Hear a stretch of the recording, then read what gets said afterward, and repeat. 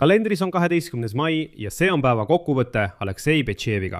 Selles saates räägime järgmistest teemadest. Trumpi vaherahu fiasko Ukrainas.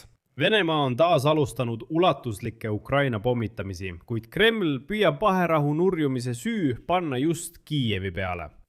Valgevene diktaator Aleksandr Lukašenka kuulutas välja mobilisatsiooni ja Putin ähvardab taas Valgevenest tuumarelvaga. Kas see on otsene oht Ukraina põhjaosale või järjekordne bluff, et Ukraina jõude hajutada? Samal ajal korraldati täna Ameerika Ühendriikide kongressis tõeline ülekuulamine USA kaitseministrile Pete Hexetile. Eelkõige küsiti, kuhu Trumpi administratsioon kulutas peaaegu $30 miljardit, mis olid kulutatud sõjale Iraani vastu. Samuti küsiti, milleks üldse seda sõda vaja oli ja mis on selle lõppeesmärk. Kuid siiski kõige tähtsam küsimus. Arutatud küsimus oli järgmise aasta rekordiline kaitse-eelarve, mis ulatub $1,5 triljoni. Ja seal on tõesti millest rääkida. Ja muidugi räägime selles saates ka Ukraina kohtust. Andrei Yermaki juhtum on pausil, sest kohus ei määranud täna talle tõkendit. Istung lükati järgmisele päevale. Kuid NABU esitas kahtlustuse veel 6 isikule. Selle juhtumi kahtlusalusteks on Tšernõšev, Minditš ja veel mõned huvitavad isikud. Aga president Zelenski kaitsti hoopis spetsialiseeritud korruptsioonivastases prokuratuuris. Selgitan, kuidas täpselt. Arutame ka uue pandeemia varju. Praegu on need muidugi ainult kohalikud puhangud, kuid sõna viirus või hantaviirus paneb täna maailma taas värisema. Sest Maailma Terviseorganisatsioonis vihjati, et suurest pandeemiast tõenäoliselt ei pääse. Kõiki neid teemasid arutamegi koos teiega selles saates. Minu nimi on Aleksei Betši, arutame neid teemasid koos. Aga enne kui alustame, palun tellige see kanal, pange like. Kirjutage selle saate alla oma kommentaar ja liituge minu Telegrami kanaliga Betši uudised. Link sellele on selle video kirjelduses. Seal avaldame operatiivseid uudiseid kohe, kui need saabuvad. Nii, nüüd kõigest järjekorras. Donald Trumpi vaherahu on ametlikult lõppenud. Täna, 12. mail täpselt kell 0 Kiievi aja järgi lõppes ametlikult vaherahu, mille Donald Trump sisuliselt Ukrainale peale surus ajavahemikuks 9. kuni 11. maini. Kahjuks ei lastud tavaered end kaua oodata. Juba 12. mai esimestel minutitel fikseerisid Ukraina relvajõudude õhujõud massilised rakettide ja droonide väljalaskmised. Venemaa ründas meid üsna suure hulga õhurünnaku vahenditega. Ja kindrastaap märkis, et üle Ukraina lendasid Shahedi droonid ja tiibraketid. Ja venelased jätkavad meie riigi piiriäärsete piirkondade ründamist S-300 õhutõrjerakettidega ning päeva lõpus. Kahjuks ilmus teave selle kohta, et Vene droonid ründasid elumaja Krõvi Rihis. Kahjuks on nii hukkunuid kui ka vigastatuid ning nende seas kahjuks ka lapsi. Tuleb mõista, et need 72 tundi vaherahu kasutasid venelased üksnes laskemoona kogumiseks ja meie positsioonide uurimiseks muu hulgas. Me näeme justkui nende kokkulepete hinda. Kahjuks mõõdetakse seda uute kraatritega meie linnades ja nende inimeste verega, kes võib-olla uskusid, et saabub vaikus. On ilme, et sellised pausid ei vii millegi heani. Samal ajal käitub Moskva äärmiselt küüniliselt. Täna väitis Kremlit esindav kõneisik Dmitri Peskov, et väidetavalt olevat Kiiev seal toime pannud tohutu hulga, nende sõnul tuhandeid rünnakuid nende 3 päeva jooksul ja Venemaa oli sunnitud reageerima. End kaitsta. Mingeid tõendeid muidu ei esitatud, kuid see vale levib juba meedias. Analüüs näitab, et Venemaa ei puhanud neid 3 päeva lihtsalt niisama, vaid nad jõudsid tuua kohale reservid ning ka uued välgudroonid, millega hakati Ukraina positsioone massilisemalt ründama. Kahjuks oli see järjekordne Valge Maja strateegiline viga, mis andis Putinile logistilise akna. Trump. Lubades 24 tunniga rahu, sai ta täna tegelikult järjekordse maine katastroofi, sest tema rahu tegemine viis vaid Venemaa pealetungi tugevnemiseni. Aga Trump ise muidugi nii ei arva. ja samal ajal, kui Ukraina tõrjus õhurünnakuid, saabus põhjast veel üks oht. Valgevene jätkab pärast relvajõudude ulatusliku kontrolli lõppu üksikute sõjaväeosade mobiliseerimist, et kontrollida lahinguvalmidust. Sellest teatas Valgevene diktaator Aleksandr Lukašenka, kes naasis hiljuti Moskvast kodumaale, kus Vladimir Putin andis talle ilmselgelt ülesandeid. Ja nüüd Lukašenka tsitaat. Edasi, nagu ma lubasin, hakkame me sihipäraselt mobiliseerima üksusi selleks, et neid sõjaks ette valmistada. Jumal andku, et õnnestub sõda vältida. Ma väga loodan, et see protsess ei lõpe, et armee juhtkond ja eelkõige ministrid. Kaitseminister pöörab kõige tõsisema tähelepanu nendele puudustele, mis pärast seda kontrolli ilmesid. Ja loomulikult me kõik mõistame, et isegi kui valgevenelased homme rünnakule ei lähe, on meie Ukraina relvajõudude kindralstaap sunnitud viima mõned lahinguvõimelised üksused rindelt põhjapiirile. See on ideaalne lõks, mille Kreml on välja mõelnud selleks, et kurnata meie kaitset idas enne suvist pealetungi kampaaniat. Ja see on veel üks märk sellest, et venelased siiski valmistavad ette pealetungi kampaaniat. Ja eraldi tasub mainida, et Vene diktaator Vladimir Putin pöördus taas tuumaähvarduste poole, meenutades Valgevenes asuvaid Oreshliku rakette. Samal ajal on ka Ameerika Ühendriikides sisepoliitiline olukord rahutu. USA kaitseminister Pete Hegseth kuulati täna kongressis karmilt üle. Seoses Iraaniga peetava sõjakulude kasvuga ja USA presidendi Donald Trumpi administratsiooni selge strateegia puudumisega. Kuulamise käigus nõudsid Pentagoni kulutusi kontrollivad seadusandjad selgitusi miljarditesse ulatuvate kulude kohta konfliktile ning võimalike edasiste USA sõjaliste tegevuste plaanide kohta Lähis-Idas.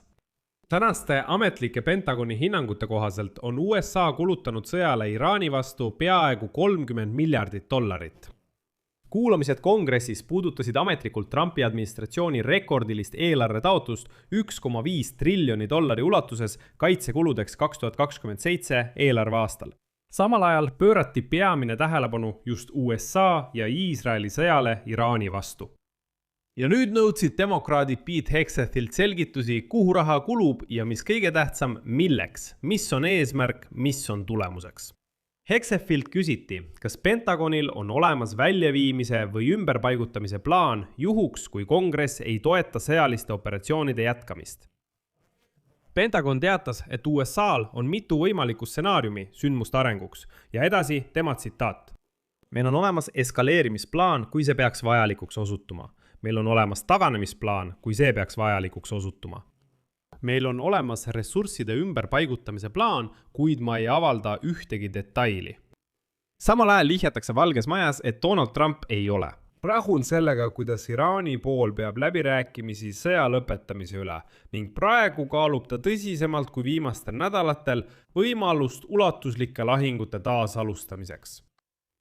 Allikate sõnul pani Iraani viimane vastus, mida Donald Trump nimetas täiesti vastuvõetamatuks ja rumalaks, mitmeid Valge Maja ametnikke kahtlema, kas Teheran on valmis läbirääkimistel tõsist seisukohta võtma. Allikad lisavad, et administratsioonis on erinevad leerid, kes soovitavad erinevaid edasisi tegutsemisviise. Mõned, eriti Pentagoni ametnikud, pooldavad loomulikult agressiivsemat lähenemist iraanlaste survestamiseks, et sundida neid läbirääkimiste laua taha istuma. Sealhulgas muidugi täppislöögid, mis nõrgestaksid Teherani positsiooni veelgi. Teised aga nõuavad endiselt, et diplomaatiale antaks võimalus.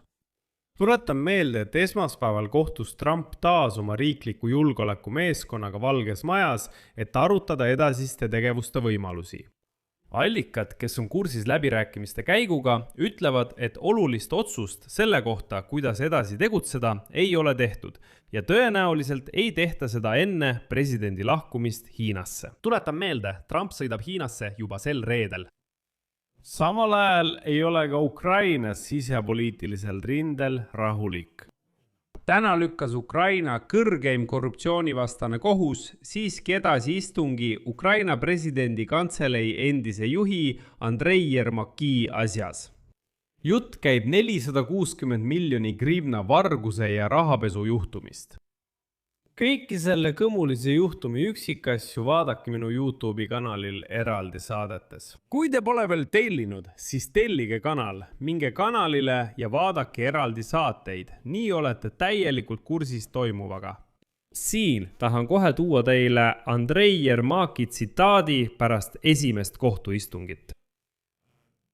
Tahan märkida, et täna ei võetud midagi vastu, mingit tõkendit ei määratud. Ja täna kirjutab Yermak järgmist. Toimus esimene kohtuistung selles asjas, mille raames mulle esitati kahtlustus. Koos advokaatidega töötame juhtumi materjalidega. Pärast esmast tutvumist võin korrata seda, mida ütlesin ajakirjanikele. Kahtlustuse esitamine ei ole põhjendatud. 30-aastase kogemusega advokaadina olen alati lähtunud seadusest. Ja praegu väitsen täpselt samamoodi oma õigusi, nime ja mainet ainult Ukraina seaduste raames. Olen avatud kõigile menetlustoimingutele. Samal ajal pean vajalikuks juhtida tähelepanu ilmselgele. Viimaste kuude jooksul on õiguskaitseorganitele avaldatud pretsedenditut avalikku survet, nõudes minu suhtes kahtlustusteate koostamist. Olen kindel, et uurimine peab olema sõltumatu poliitilistest avaldustest, meediakampaaniatest ja igasugustest mõjutamisvormidest. Jään Ukrainasse, jätkan advokaaditööd, plaanin sõita rindele sõdurite juurde, töötada nende pöördumistega. Toetan meie kaitsjaid, endisi sõjavange ja nende perekondi, sest see on minu riik ja minu kohustus.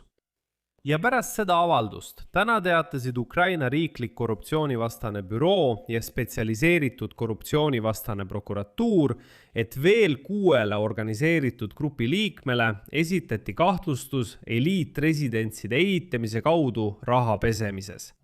Eelkõige on jutt Ukraina endisest asepeaministrist Aleksei Tšernõševist ja ärimehest Timur Minditšist.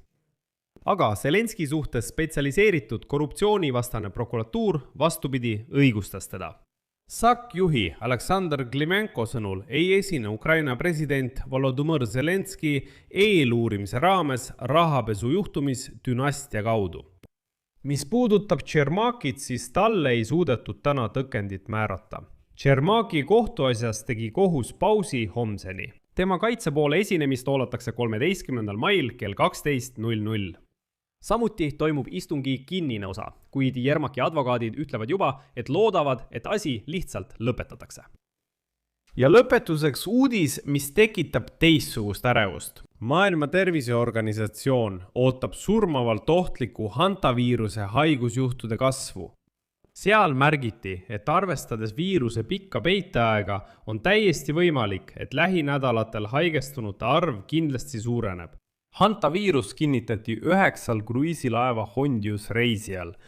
Ja Maailma Terviseorganisatsiooni esindajate sõnul ei ole seni märke andes hantaviiruse suuremast puhangust. Kuid viirus jääb nakkusohtlikuks, kuna reisijad olid omavahel tihedas kontaktis. Haiguse peiteaeg on 6–8 nädalat. See on üsna pikk aeg. Jutt käib haruldasest Andes viiruse tüvest. See on hantaviiruse variant, mis suudab levida inimeselt inimesele tiheda kontakti kaudu. Selle nakkuse suremus võib ulatuda kuni 40%. Pärast hantaviiruse puhangu tekkimist kruiisilaeval suri 3 inimest. Need olid abielupaar Hollandist ja Saksamaa kodanik. Haigete seas on Suurbritannia, Hollandi, Šveitsi, USA, Prantsusmaa ja Hispaania kodanikud. Kokku viibis pardal umbes 150 inimest 23 riigist. Oli ka 5 ukrainlast karantiinis, sattus üle 100 inimese, sealhulgas reisijad, meeskond ja nendega kokku puutunud inimesed. Võtame siis selle mööduva päeva kokku. Täna kaotas Trump järjekordse diplomaatilise vooru Putinile. Lukašenka hakkas sõjaväge mobiliseerima. Ameerika on hõivatud oma sõjaga Iraaniga. Aga meie enda korruptandid panevad jätkuvalt proovile rahva ja lääne liitlaste kannatlikkust. Sellega on kõik. Siia panen 3 punkti. Kirjutage oma arvamus ja järeldused selle video kommentaaridesse. Tellige kanal, vajutage kellukesele ja ärge unustage panna laiki. Kui soovite toetada selle YouTube'i kanali tööd, saate seda teha rahaliselt kasutades annetusi linkide ja rekvisiitide kaudu selle video kirjelduses või teie ekraanil oleva QR-koodi abil. Sellega on kõik. Hoolitsege enda eest. kõike head!